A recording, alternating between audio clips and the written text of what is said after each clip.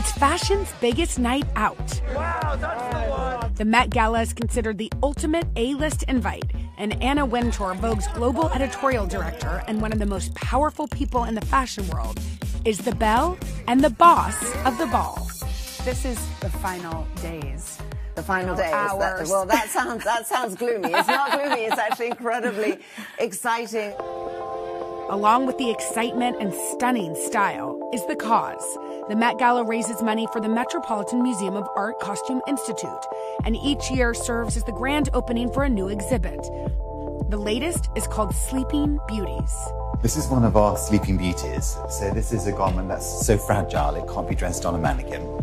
So we're displaying it in a glass case. Andrew Bolton is the Costume Institute's curator. He gave me an exclusive sneak peek of the exhibit. The idea was to try and reawaken garments in our collection through the senses. So you can be able to smell a garment, you hear it, you can't wear it, but you can see something being in movement.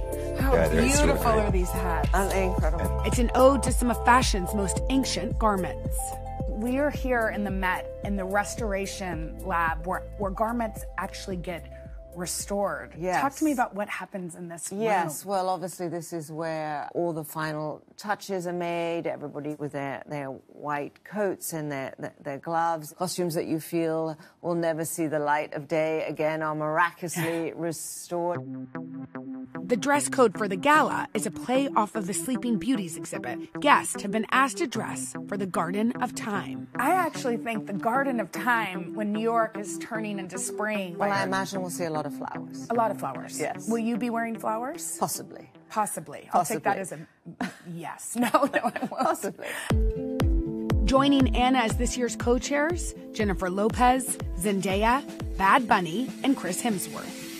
Zendaya, everyone always looks forward to what she's going to wear, and I know she will not disappoint.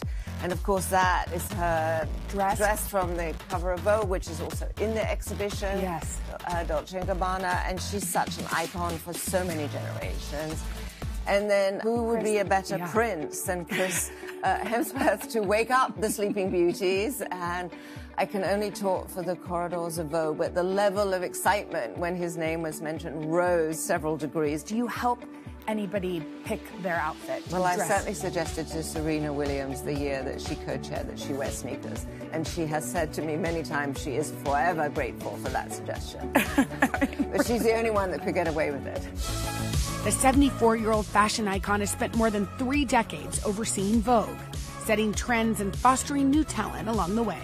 I don't think there's anybody in publishing that has had such influence over such a period of time.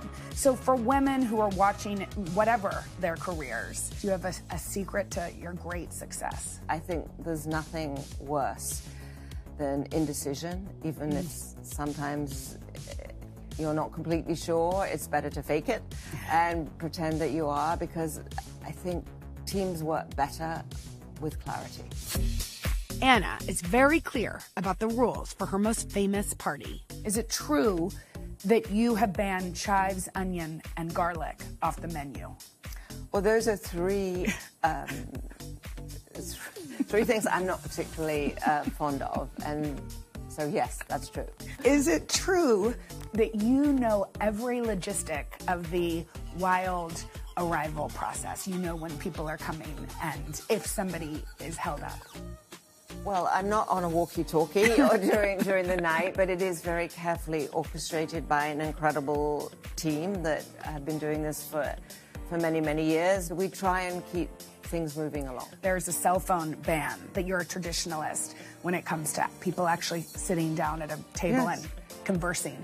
And it's often wonderful to hear after dinner, people say, oh, we had the most wonderful conversations.